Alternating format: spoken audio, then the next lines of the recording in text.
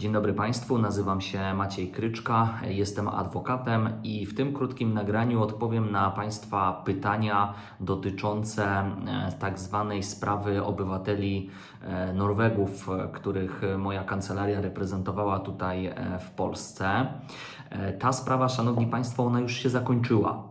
I ja nie napisałem o tym, jak ona się zakończyła, z uwagi na to, że po prostu jest grudzień. W grudniu jest bardzo dużo pracy i nie miałem na to czasu. W związku z tym myślę, że dobrym rozwiązaniem jest nagranie takiego krótkiego filmu, w którym odpowiem Państwu na to pytanie i krótko opowiem, jak się właśnie potoczyły losy obywateli Norwegii. I nie będę przypominał całej tej historii, ponieważ moja współpraca z tą rodziną norweską rozpoczęła się, z tego co pamiętam, w sierpniu albo wrześniu 2022 roku i etapy tych spraw były opisywane zarówno przeze mnie na stronie kancelarii, jak i przez media o krajowym zasięgu, ponieważ ta sprawa budziła dosyć duże zainteresowanie. I Szanowni Państwo, tak jak wspomniałem, ta sprawa już się zakończyła i zakończyła się zgodnie z naszymi oczekiwaniami. To znaczy, po pierwsze, Sąd Okręgowy w Warszawie odmówił wykonania nakazu aresztowania obywateli Norwegii i odmówił ich wysłania do Norwegii celem przeprowadzenia tam postępowania karnego, to po pierwsze.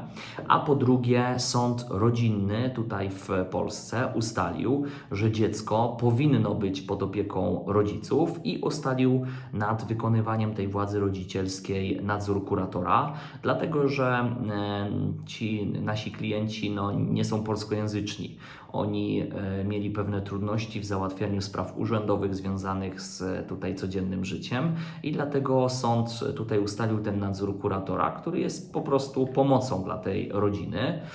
Natomiast tak jak sąd stwierdził, w sytuacji, w której kurator będzie składał sprawozdania, z których będzie wynikało, że tutaj dobro dziecka nie jest zagrożone, to po prostu z urzędu zainicjuje postępowanie o uchylenie nadzoru kuratora i my już otrzymaliśmy uzasadnienie w tej sprawie i stwierdziliśmy, że nie będziemy w ogóle wnosić apelacji, ponieważ to orzeczenie jest satysfakcjonujące zarówno dla rodziców, jak i dla pełnomocników rodziców.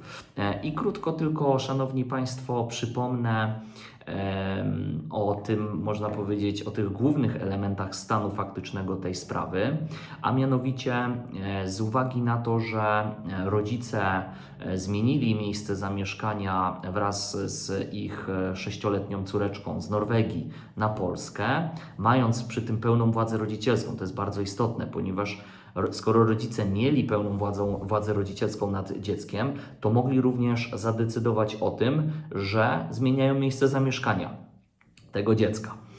Byli na terenie Norwegii w zainteresowaniu służb norweskich, obawiali się, że Barnevernet, czyli Urząd do Spraw Dzieci, odbierze im tą córeczkę z uwagi na to, że już takie sytuacje w Norwegii miały miejsce.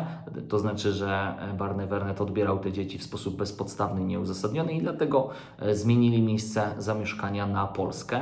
I w reakcji na to ich działanie oczywiście norweskie organy wymiaru sprawiedliwości pozbawiły władzy rodzicielskiej rodziców nad dzieckiem, zadecydowały, że to dziecko ma trafić do domu dziecka, a także prokuratura norweska wszczęła wobec nich postępowanie karne i na skutek tego, że byli oni ścigani w Norwegii, sprawa trafiła do Polski, ponieważ tutaj rodzice przebywali z dzieckiem i w sierpniu zostali zatrzymani przez polską policję celem przeprowadzenia tego postępowania o to, czy należy ich wydać do Norwegii, czy pozostawić w Polsce. I tu, Szanowni Państwo, była sytuacja bardzo ryzykowna, ponieważ z jednej strony rodzice zostali zatrzymani i oddani do dyspozycji prokuratury, a z drugiej strony, skoro nie było żadnego członka rodziny, który mógłby zająć się dzieckiem, to dziecko trafiło do domu dziecka w Polsce.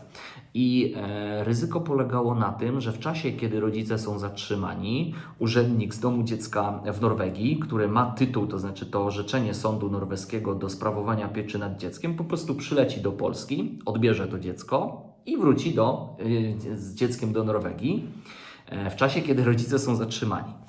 W związku z tym dla mnie, jako dla pełnomocnika, to zagrożenie było oczywiste.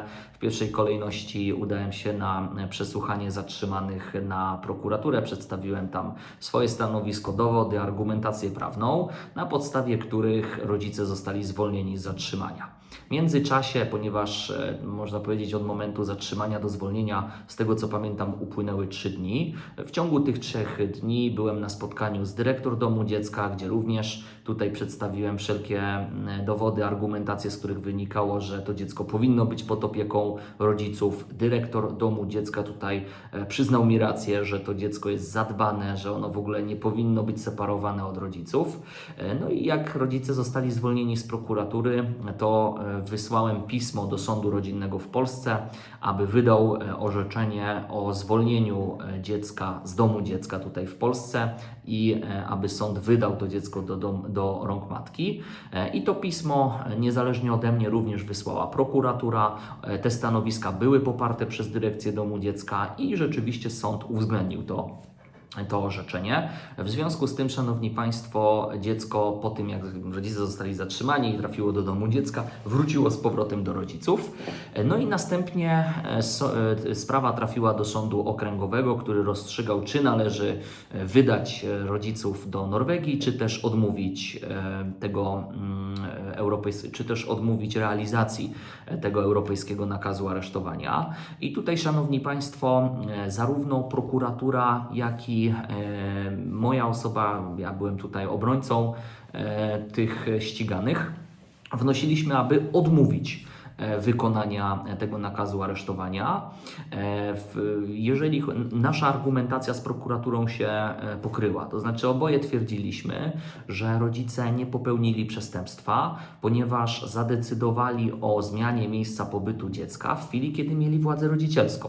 W związku z tym ten nakaz aresztowania, który obejmował działanie rodziców, które było legalne, nie może zostać zrealizowany, bo nie mamy do czynienia z porwaniem rodzicielskim, tak jak to twierdziła prokuratura w Norwegii. Natomiast ja tutaj podnosiłem jeszcze drugą argumentację, która też została uwzględniona przez sąd okręgowy, a mianowicie ja wskazywałem, że na skutek wydania obywateli Norwegii do Norwegii może dojść do naruszenia artykułu 8 Europejskiej Konwencji o ochronie praw człowieka i obywatela, czyli artykułu chroniącego życie rodzinne, ponieważ tutaj ta argumentacja, już nie będę jej powtarzał tutaj, ale ona została udokumentowana. I to jest bardzo istotne, że sąd okręgowy uwzględnił również tą argumentację.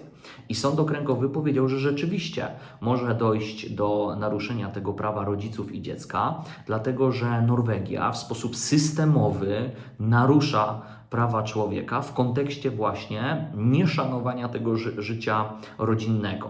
I sąd wskazał, że nie jest to pogląd sądu okręgowego, tak, w Warszawie, ale wynika to z bardzo bogatego orzecznictwa Europejskiego Trybunału Praw Człowieka, który cały czas uwzględnia skargi na Norwegię. Norwegia wie o tym, że Europejski Trybunał uwzględnia te skargi, a mimo tego nie reformuje swojego systemu i tkwi właśnie w tej sytuacji, w której dochodzi do naruszenia praw człowieka. W związku z tym sąd oddalił wniosek o wydanie obywateli Norwegii do Polski i ostatnim etapem tego postępowania była ta sprawa rodzinna. Sprawa zakończyła się po pierwszej rozprawie. Przedstawiliśmy dowody, z których wynika, że rodzice w sposób wzorowy wykonują władzę rodzicielską. Sąd co do tego nie miał wątpliwości. Stwierdził, że dziecko powinno być pod opieką rodziców, czyli można powiedzieć, że osiągnęliśmy wszystko to, co zakładaliśmy, bo z jednej strony doprowadziliśmy do tego, że obywatele Norwegii nie byli wydani w trybie tego europejskiego nakazu aresztowania do Norwegii celem przeprowadzenia postępowania karnego, a z drugiej strony sąd rodzinny powierzył opiekę małoletniej rodzicom, I tutaj, Szanowni Państwo, bardzo ciekawa informacja. Po tym, jak organy wymiaru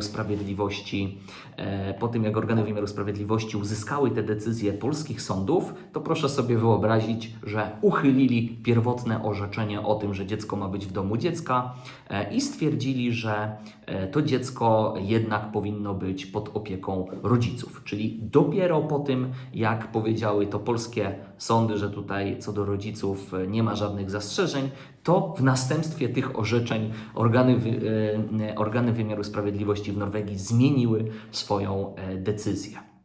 Tak się zakończyła ta sprawa. Jesteśmy bardzo usatysfakcjonowani, że obroniliśmy kolejną rodzinę przed arbitralnym, niezasadnym odebraniem dziecka od rodziców.